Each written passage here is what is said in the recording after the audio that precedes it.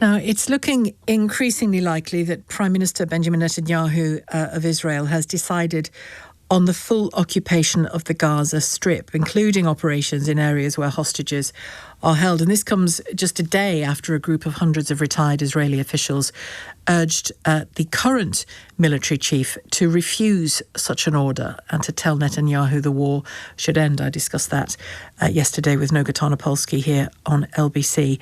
Well, here to discuss that development or potential development and more is Christiane Amanpour, Global's presenter of the podcast The X-Files, along with Jamie Rubin and, of course, chief international anchor for CNN. Christiane, great to have you on the programme for the first time. Thank you. Now, listen, a day after Israel's former military and intelligence top brass said, refuse this order, refuse any more orders from Netanyahu, the war needs to stop.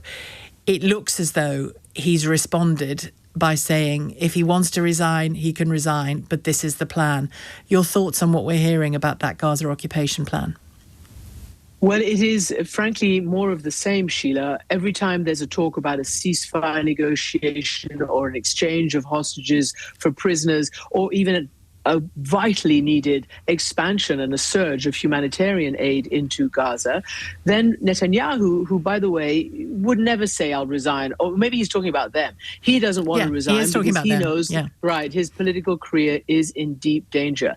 So every time you think that there's a tipping point and that Prime Minister Netanyahu is listening to whether it's Donald Trump or the European nations or the Arab nations, which have done something unprecedented in the UN this past week, he just keeps doubling down. And the key here is that, according to the US and now these military and former security chiefs, Israel really did achieve what it could militarily a year ago, last summer.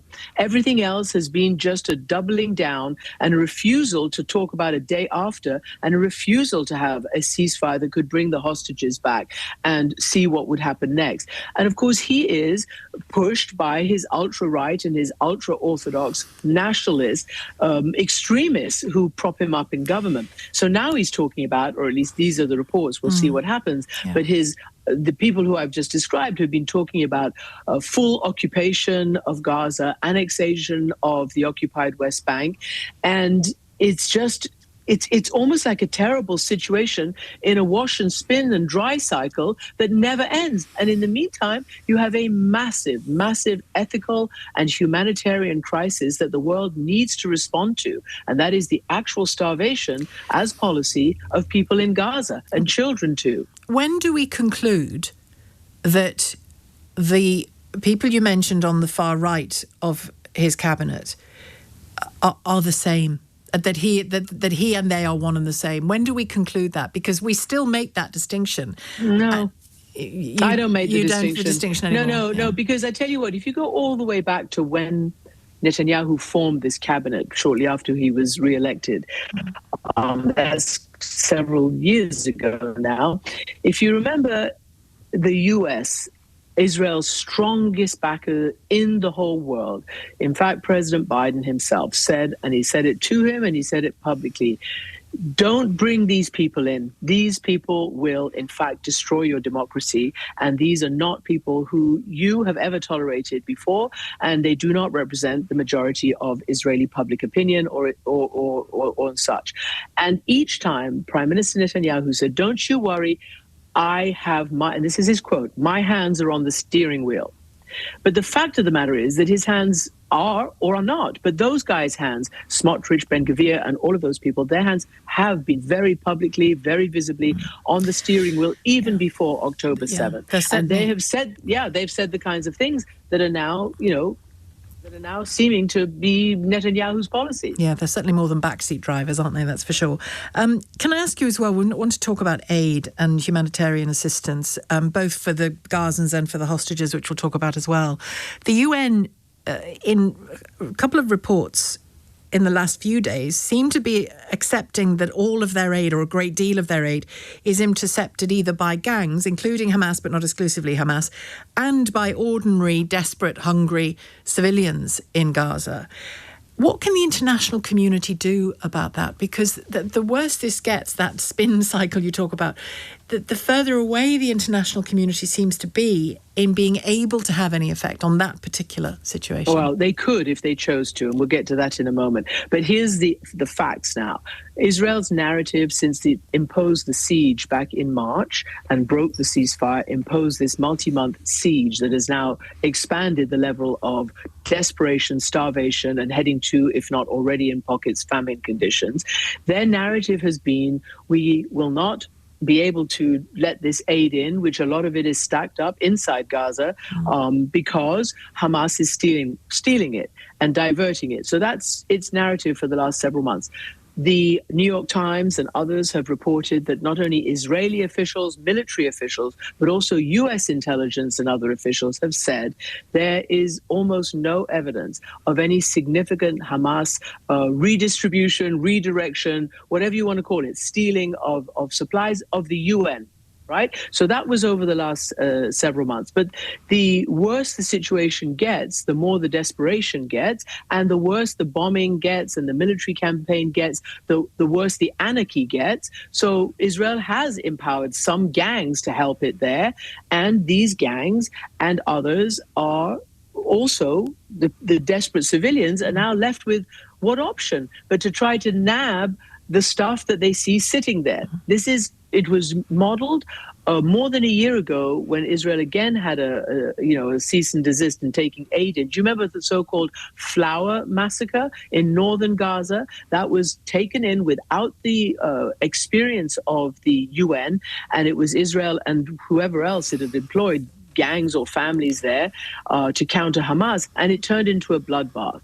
And now, because of the Gaza Humanitarian Foundation has revealed itself to be A, inadequate, and B, violent and deadly, people just do not know where and how to get the calories, the basic calories they need to stay alive.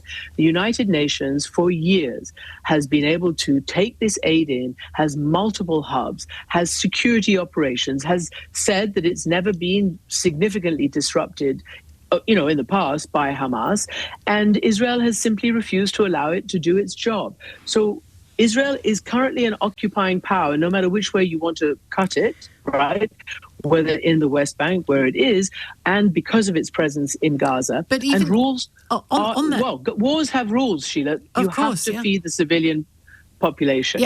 But on that question of Hamas almost never interfering with the UN food, there are Palestinians themselves who say they take it, they sell it to us at massively inflated prices, they tax it, they have used it in a way that it has never been intended.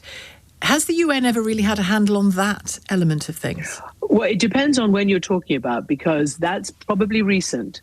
And there is no UN doing its job right now.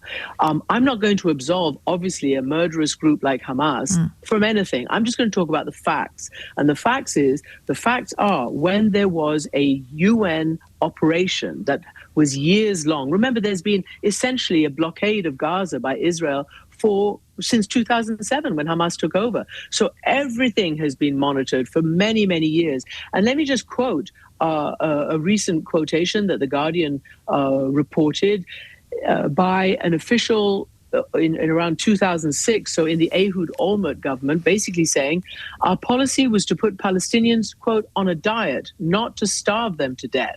So all the time there's been this using food as a weapon for compliance, and now food as a weapon of war. Can I ask you again to zoom out to the international community here? Because probably a year ago or more, there was quite a lot of talk, wasn't there, about how the Emirates states or Egypt or Turkey and Jordan could potentially create some kind of sort of temporary quasi-government or force inside Gaza so that it could get back on its feet, so that the political moves to rid it of Hamas could happen and all of those kinds of things. They seem to have just disappeared into the ether, don't they? That several chapters and iterations of that, yes, Israel never accepted it. There's never been, under the Netanyahu government, again, bolstered by the far-right nationalist extremists, Ben Gvir, Smotrich and their parties, there has never been a day after. Netanyahu has never wanted to talk about a day after. So, yes, these plans have come and gone. Now there is a change for the first time, actually ever, at the UN this past week. the entire Arab League, with the most important and powerful and influential Arab countries, called on Hamas to lay down its arms, to get out, stop governance, allow aid in, release the hostages, and let's talk seriously about the day after. It's been met by a deafening silence by the United States and by Israel. There has been no discussion under the Trump administration of any day after. Trump and his administration said that they would bring peace. 6 months later, it is not just massive war and about to be increased, but there is a massive humanitarian crisis, which is a moral affront and an ethical conundrum for all Israel's allies. And I know we don't and can't equate an elected government in Israel, whatever we think about it, and a terrorist group like Hamas. But do you think the timing of Hamas's release of those 2 videos of starving hostages at the weekend, particularly Evitar David digging his own grave and those absolutely pitiful scenes of him, does that tell us that Hamas has been emboldened in some way, possibly by Western countries saying, we are disgusted by the starvation of Gazans, but we'll give you a state. And lo and behold, Hamas says, thank you for the fruits of October the 7th, and then puts out these videos. Do you see that first and foremost, connection? Sheila, it's important to bring up and to recognize the terrible suffering of the hostages still there. Apparently some 20 may be alive, and an equal number, no longer alive. And all bodies and live hostages must be released. I spoke to Eviatar's mother before these pictures were released and talked to her about her own son, who'd been, his image and his presence had been exploited by Hamas previously when other hostages had been freed. This poor man and his friends were left behind, put on stage, like props in a terrible black drama, left behind, watched their colleagues be freed and then taken back to their dungeons. But look, anybody who cares, and we all care about the fate of these people, anybody who cares must understand and must recognize that none of them have been released by the continuation of the war. In fact, hostages have been killed, almost none. There have been a couple who have been rescued, but others have been killed or Hamas has killed them as Israel closes in. All those who've been released, and every nation that is Israel's ally recognizes and calls on Israel to go into negotiations with Hamas to get them back. On your second topic, yes, Hamas is exploiting what is happening right now. Yes, it's exploiting what it thinks is a desperation move to say, see, and they don't give a goddamn about their own people. They have played with their own people. They have brought hell down on their own people from October 7th for sure, but ever before as well. And the tragedy is that before October 7th, there were starting to be pockets of Palestinians in Gaza, which were actually coming out publicly to demonstrate and to complain about the complete lack of governance and hope that Hamas was bringing them. And then October 7th happened, and that absolute catastrophe and slaughter inside Israel. And now, for nearly 2 years now, the revenge has been bitter and deep. And where is it leading Israel? Where does it leave the hostages? And where does it leave the Palestinian people? So there's a huge amount that Israel's allies, and especially the United States of America, who could, with a single phone call, change this.